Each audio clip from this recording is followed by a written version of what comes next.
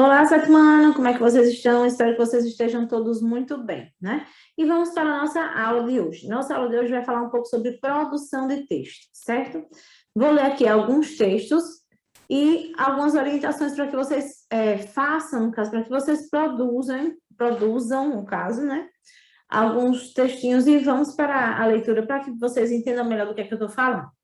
Certo? Hoje nós não vamos para o slide, nós vamos para cá mesmo, para o livro didático de vocês, na página 82, certo? E vou fazer também referência a uma outra página para que vocês leiam, para saber o que é que vocês vão fazer, né? Mais ou menos saber o que é que vocês vão fazer. Não vou ler agora na aula, para que não fique muito cansativo, que eu já vou ler 4 textos e as orientações, né? Algumas orientações para que vocês façam a sua produção de texto, certo? Mas vou dizer qual é a página para que vocês possam voltar lá, fazer a leitura e, de certa forma, comparar com esses 4 textos que eu vou ler agora, ok? Vamos lá. Produção de texto, página 82, comentários para notícias. Você e seus colegas leram comentários em notícias sobre a agressão ao imigrante sírio. Nesse caso, esses comentários estão na página 74, certo? Aí depois vocês voltam lá e dão uma lidinha nesses comentários para que vocês saibam o que é que eu estou falando. Agora, é a sua vez de produzir comentário para as notícias que vão ler e conversar sobre elas. Essas notícias podem circular no blog da turma, no qual poderão ser inseridos comentários. Você também pode responder aos comentários dos colegas. Ou seja, a partir da leitura desses textos, né, vocês vão conversar e elaborar comentários sobre eles, né, relacionados a eles, né? Eles falam geralmente sobre o quê? Vamos lá. O assunto continua o mesmo, né? Refugiado, imigrante, essas coisas, certo? E vamos à leitura dos textos. Trump diz que Estados Unidos não serão um campo de imigrantes. Trump sob pressão por lei que separa crianças imigrantes de seus pais na fronteira com o México. Medida do governo Obama passou a ser aplicada de forma rigorosa. O presidente dos Estados Unidos, Donald Trump, afirmou nesta segunda-feira, 18, que o país não se converterá em um campo de imigrantes, em uma dramática confirmação da política de tolerância zero em relação à migração clandestina. Os Estados Unidos não serão um campo de imigrantes e não serão complexos para manter refugiados, enfatizou, voltando a responsabilizar os legisladores democratas pela lei que considera horrível. Trump sofre pressão de democratas e republicanos contra o endurecimento da medida de separar as crianças migrantes de seus pais na fronteira com o México. A medida foi elaborada e aprovada durante o governo de Barack Obama, apesar de ter sido aplicada apenas em casos excepcionais. No início de maio, o governo Trump passou a aplicá-la de forma rigorosa. O presidente responsabiliza os democratas pela lei e diz que são eles que devem mudá-la. Digo que é muito fortemente culpa dos democratas, disse Trump nessa segunda na Casa Branca. De acordo com o governo de Washington, em um recente período de 6 semanas, quase 2.000 menores de idade foram separados de seus pais ou tutores. Neste domingo, a primeira-dama Melania Trump defendeu um acordo bipartidário para reformular as leis migratórias. No Congresso, a oposição democrata denuncia uma prática diabólica. O mal-estar também se instalou entre a maioria republicana. A ex-primeira-dama Laura Bush, mulher do ex-presidente republicano George W. Bush, criticou abertamente a abordagem republicana em um artigo publicado nesse domingo no The Washington Post.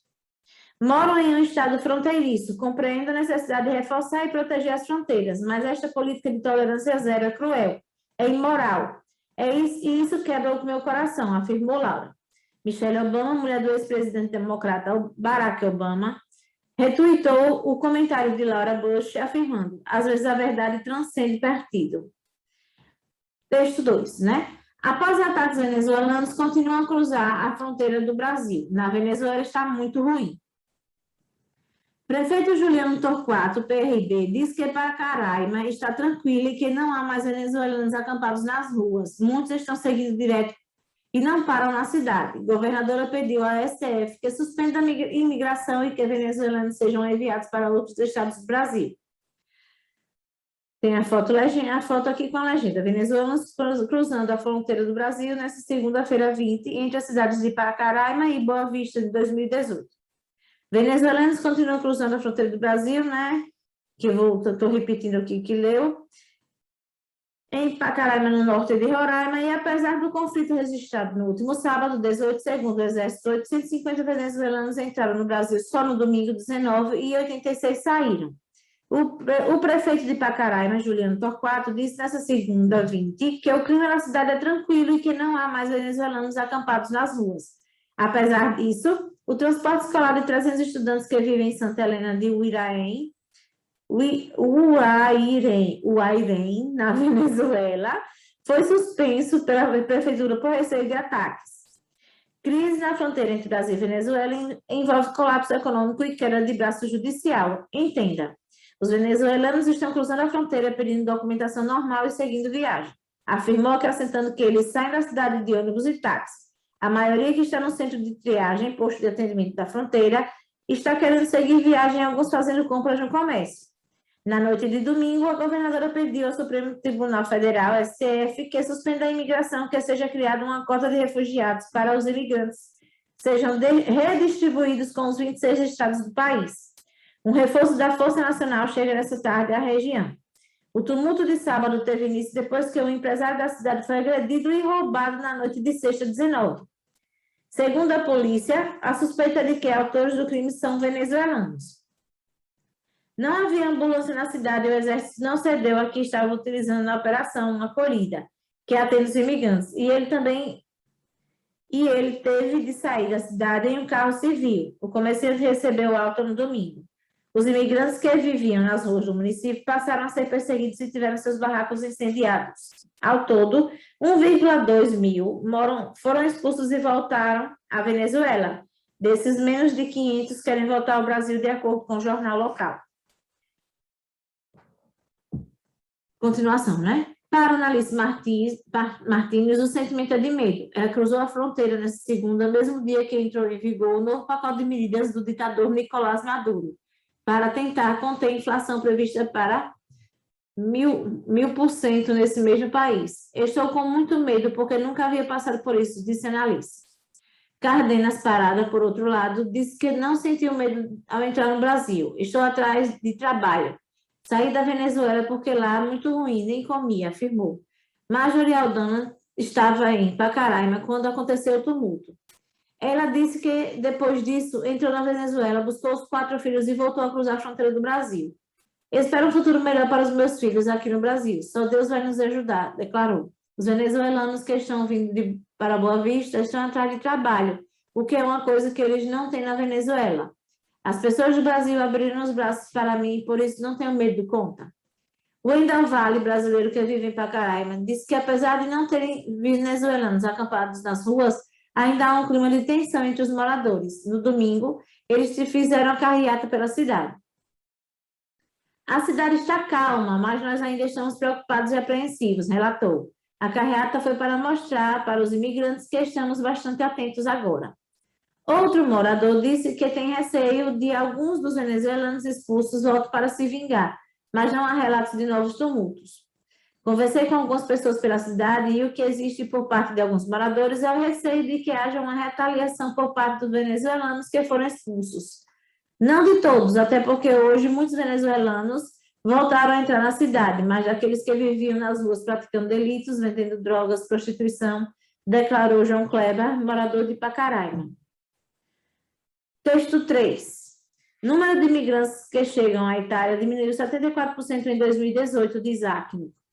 A Agência de Refugiados das Nações Unidas, Acnur, divulgou hoje, 11, um estudo sobre imigração da Europa dos primeiros 3 meses de 2018, que mostra uma redução de 74% nas chegadas de refugiados e imigrantes à Itália.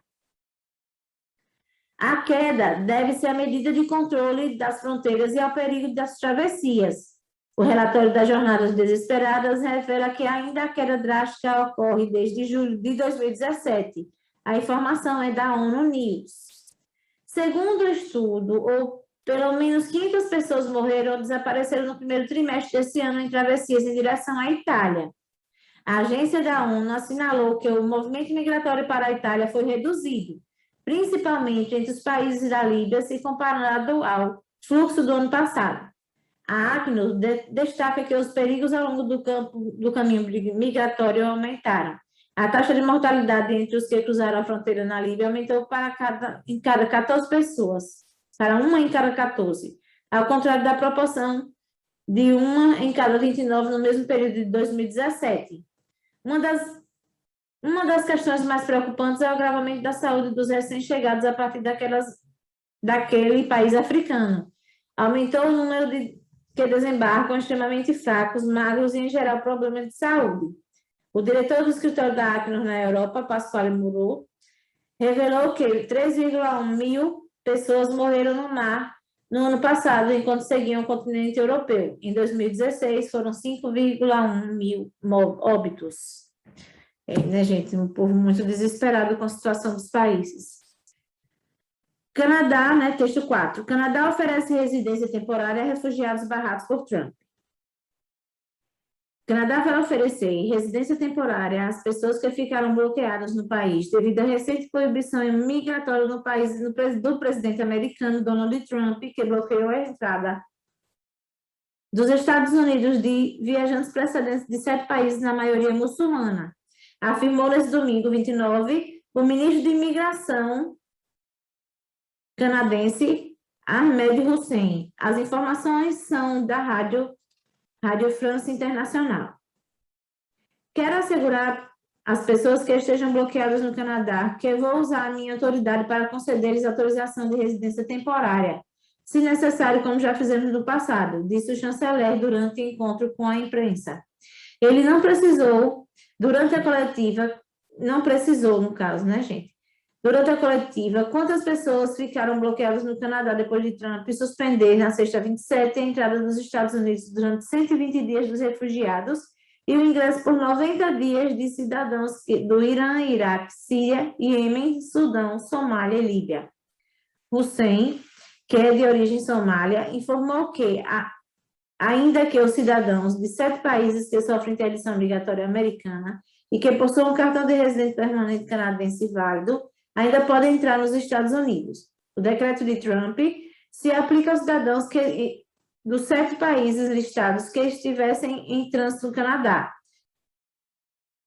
Mais de 35 mil cidadãos canadenses binacionais também possuem a nacionalidade de um desses 7 países, afirmou Hussein. Para aqueles que estão fugindo da perseguição, do terror e da guerra, saibam que o Canadá os acolherá. Independente de sua fé, tuitou no sábado 28 o primeiro-ministro canadense Justin Trudeau. O Canadá afirmou ter recebido garantias de Washington de que os canadenses em dupla nacionalidade não sairiam afetados pelo decreto norte-americano. Bom, 4 textos, certo? Para que vocês façam a leitura e, a partir disso, façam comentários sobre eles, gente. Vou ler aqui, né, uma parte do planejamento, ok? Vamos lá. Para cada notícia lida, você deve identificar o fato central analisando o lead. Sigam o roteiro. Bom, vocês sabem que o lead, ele é um resumo de toda a reportagem, né? Vocês sabem também que a reportagem se divide em manchete ou título, né? Linha fina, lead e corpo do texto. E, às vezes, também o corpo do texto é dividido por intertítulos, certo? E aí, o que é que acontece? Essas perguntinhas aqui, elas correspondem ao lead, que é onde traz todo o resumo do texto, né? Do texto que no caso, são as respostas a essas perguntas aqui, certo? 2, depois de ler e analisar os fatos de decorrência das notícias apresentadas, você vai pensar no contexto de produção e recepção dos comentários que vai produzir sobre as notícias. Para tanto, reproduza o quadro a seguir e preencha. Pronto, vocês vão responder o primeiro quadro e o segundo quadro de acordo com as informações que foram lidas, para depois elaborar os comentários, certo? Na página 86, tem o restante do planejamento, certo, pessoal? Eu vou ler aqui até o número 6 do planejamento, a elaboração, revisão, digitação, edição e postagem. Depois vocês dão uma lidinha, certo? Que isso daí é de suma importância também para que vocês saibam o que vocês vão fazer nos comentários. 3, né? Realizado o levantamento dos fatos e as decorrências das notícias, além do contexto da produção e recepção dos comentários, converse com os colegas para formar opiniões e teses sobre os assuntos apresentados nos textos. Escolha uma notícia e reportagem das apresentadas nessa sessão para produzir comentários, bem como um ponto de vista para abordar em seu comentário. Ou seja, você não vai precisar ver os 4, você vai escolher um e a partir desse um que você escolheu, você vai elaborar comentários, né? E uma tese a partir dele. Anote todos os argumentos que podem embasar seu texto. 6. Verifique se os argumentos não apresentam contradição de ideias, como não tenho nada contra os refugiados, mas acho que deveriam estar em outros países, em outro país. É claro, aí é uma oposição de ideias. Se você não tem nada contra, mas também não quer que ele fique no seu país, é claro que é uma oposição, né, gente? Bom, aí vocês vão também ver aqui a questão da elaboração, revisão, digitação, né?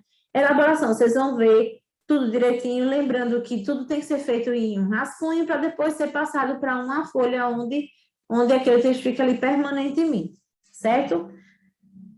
Para que não se alongue tanto, né, gente, para que não fique chato, eu vou parar por aqui, mas leiam direitinho esses 4 textos, escolham um, produzam os comentários relacionados a um texto desse somente, certo?